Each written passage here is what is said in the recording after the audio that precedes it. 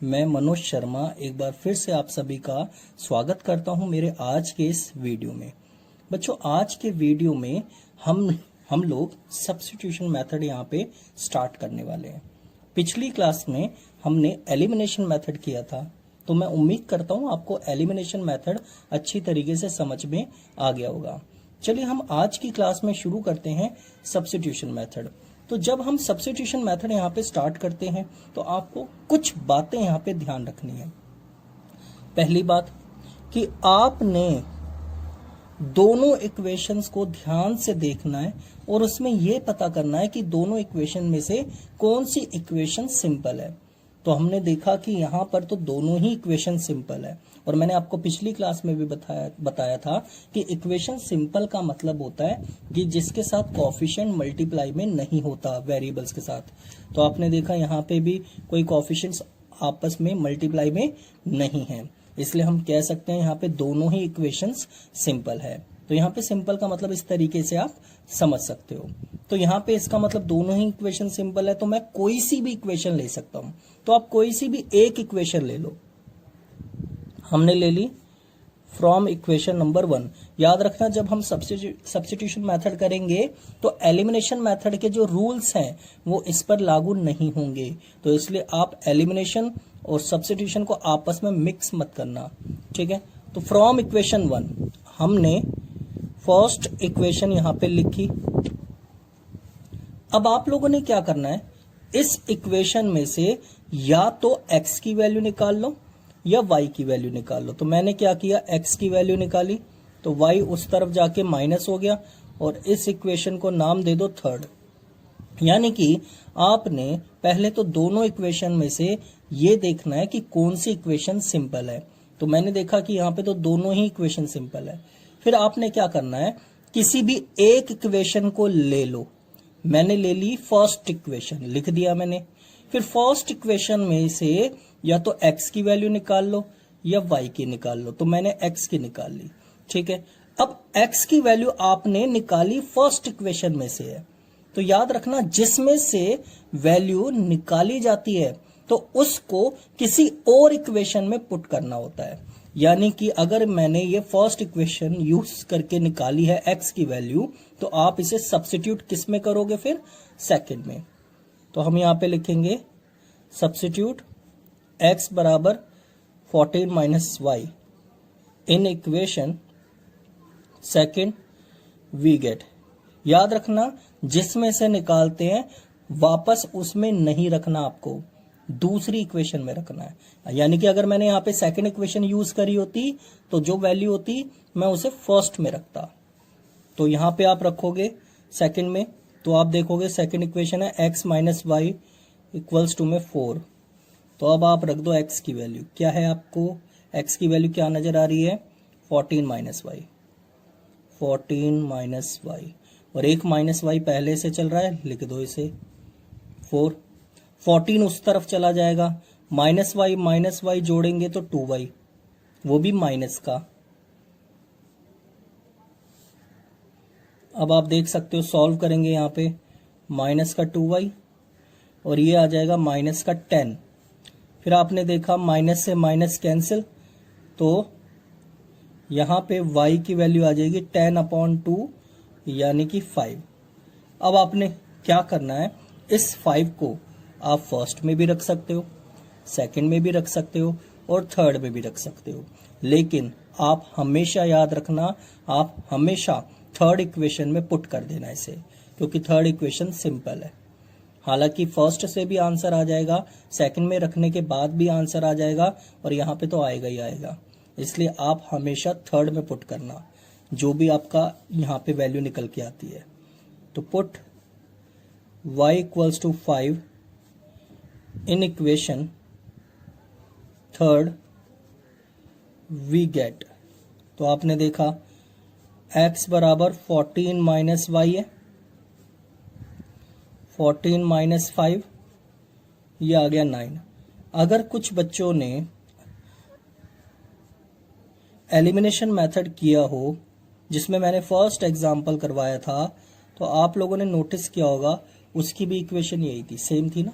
और आपने देखा होगा उसका भी आंसर यही आया था, और इस मेथड से हमने किया, आंसर तब भी यही आया है। इसका मतलब क्या हुआ कि आप किसी भी मेथड से करोगे तो आंसर आपका सेम आएगा। ठीक है, यहां तक बात समझ में आ गई। किसी भी मेथड को यूज करने से आंसर भी क्या आएगा, सेम आएगा। तो यहां पे हमने सेकंड मेथड यूज करा, जिसका नाम क्या है, सब्स्टिट्यूशन मेथड। मैं आपको एक और एग्जांपल करवाऊंगा, आप एक और एग्जाम्पल को अच्छी तरीके से समझना कि उसमें हम किस तरीके से काम करेंगे। चलिए हम शुरू करते हैं एक और एग्जाम्पल। चलिए अब हम इस एग्जाम्पल को देखते हैं कि इस एग्जाम्पल को कैसे सॉल्व करना है, वो भी सब्स्टिट्यूशन मेथड से। आप देखो, सबसे पहले -35 और -65 जो कि इस तरफ है, तो पहले इन्हें उस तरफ लेके जाना है, और आपको पता है साइन चेंज हो जाएगा। तो हम यहाँ पे लिखेंगे we have 2x plus Y, ये आ गया 35 इक्वेशन फर्स्ट, और ये है 3x प्लस 4y, ये आ गया 65 इक्वेशन नंबर 2। फिर मैंने आपको बात बताई थी सब्स्टिट्यूशन मेथड में पिछले एग्जाम्पल में कि यहाँ पे ये देखना है कि दोनों में से कौन सी इक्वेशन ज्यादा सिंपल है। तो मैंने देखा कि यहाँ पे फर्स्ट इक्वेशन ज्यादा सिंपल है, क्योंकि y के साथ कोई कोफिशिएंट नहीं है, और यहाँ पे सिंपल का मतलब ये होता है कि जिस वेरिएबल के साथ कोई कोफिशिएंट ना हो। तो यहाँ पे जो सी इक्वेशन सिंपल होती है, हम उसी इक्वेशन को ले लेंगे, और यहाँ पे लिखेंगे फ्रॉम इक्वेशन 1।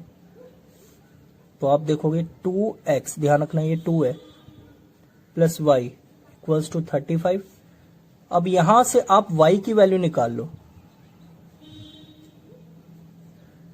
ये हो जाएगी, और इसको नाम दे दो इक्वेशन नंबर 3। अब y की ही क्यों निकाली सर, क्योंकि y की इसलिए निकाली है, अगर हम x की निकालते तो 2 डिवाइड में चला जाता, और डिवाइड वाली कैलकुलेशन तो वैसे ही कॉम्प्लिकेटेड होती है, इसलिए हमने y की निकाली।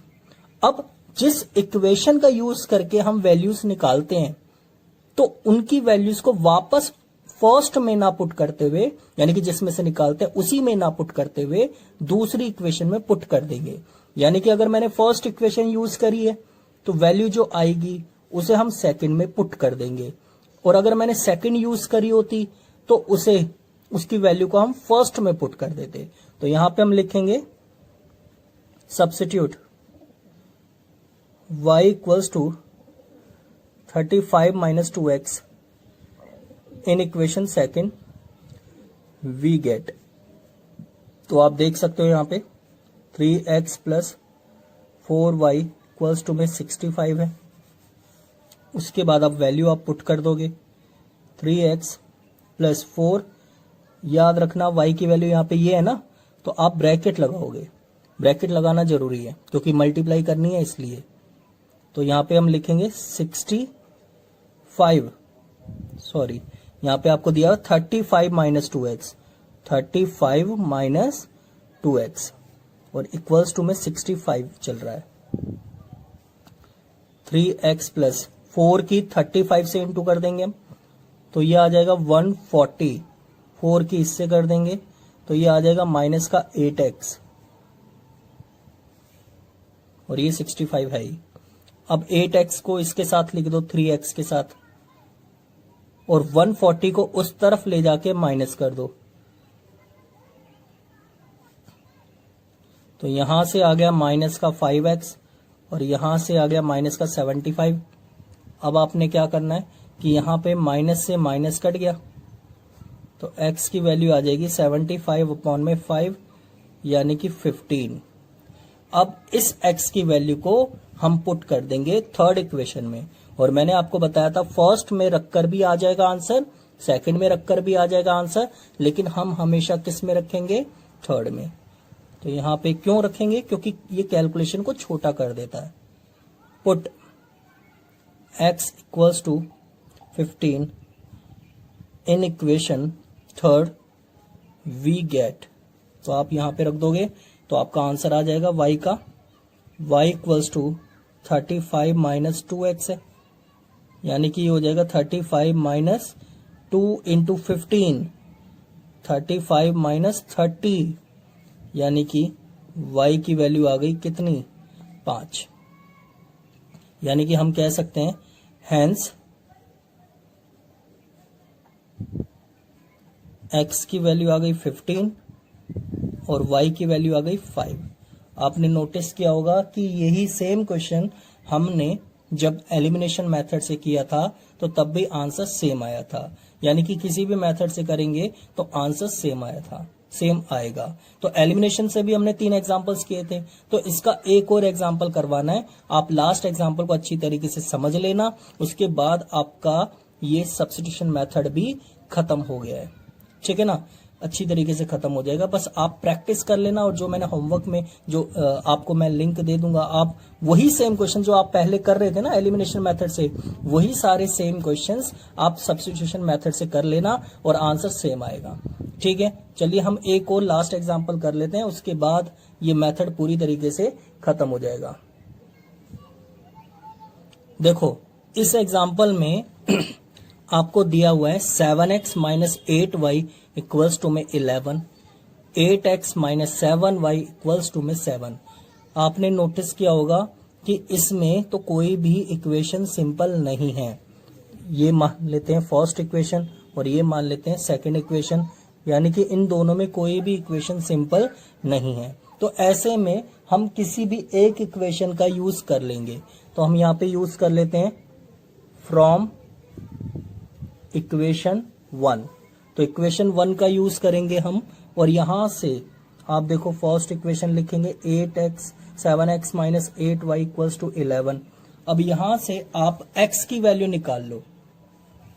तो x की वैल्यू निकालेंगे तो 7x बराबर 11 प्लस 8y हो गया। अब x की वैल्यू निकालने के लिए 7 डिवाइड में चला जाएगा, तो 11 प्लस 8y इक्वल्स टू में 7, और इसको हम नाम दे देंगे इक्वेशन नंबर 3। आपको बताइए कि जब ऐसे करके सॉल्व करते हैं तो जो आता है आंसर उसको हम इक्वेशन 3 नाम दे देते हैं।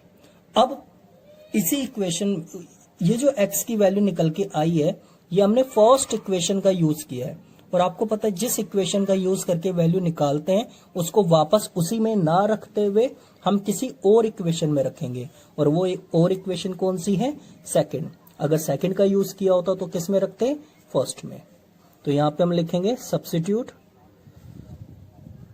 x बराबर 11 plus 8y equals to 7 in equation second we get. तो आप इसमें रख दो, तो ये हो जाएगा 8x माइनस का 7y इक्वल्स टू 7, 8। अब ब्रैकेट लग जाएगा क्योंकि x की वैल्यू रखनी है। 11 प्लस 8y इक्वल्स टू में 7, माइनस का 7y चल ही रहा है, इसे ऐसी का ऐसी लिख दो 7।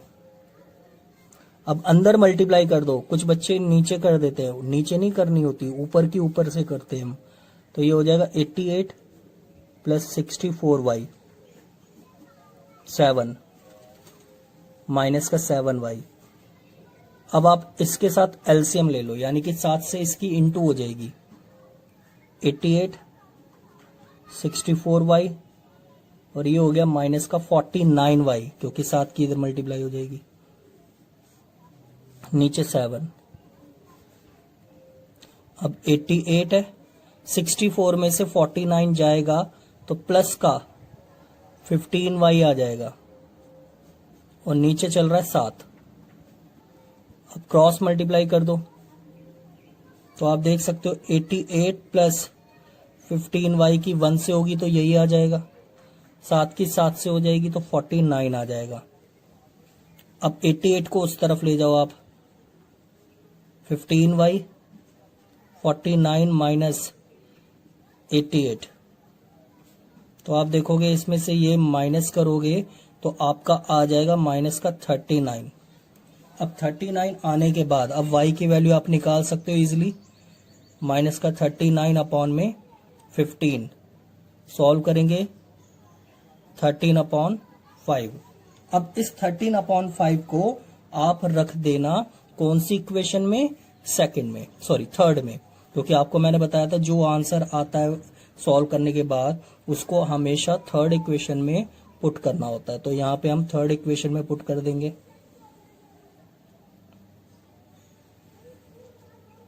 Put y equals to minus का 13/5 इन इक्वेशन थर्ड। तो थर्ड इक्वेशन में आप लोग देख सकते हो x equals to 11 plus 8y upon में 7 है, तो यहां पे आप रख दो 11 प्लस 8 और y की जगह आ जाएगा माइनस का 13/5 और इन सबके नीचे चल रहा है क्या 7। 11 प्लस माइनस क्या होता है माइनस 8 की 13 से इंटू करोगे आप तो ये आ जाएगा 104 और नीचे चल रहा है क्या 5। ये देखो नीचे 5 है ना, तो 5 तो नीचे ही रहेगा।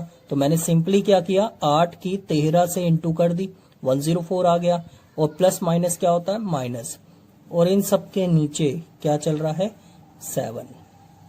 अब एलसीएम ले लो आप 5 की 11 से इंटू कर दो सीधा 55 माइनस 104 और 5 और इसके नीचे एक और डिवाइड में चल रहा है 7।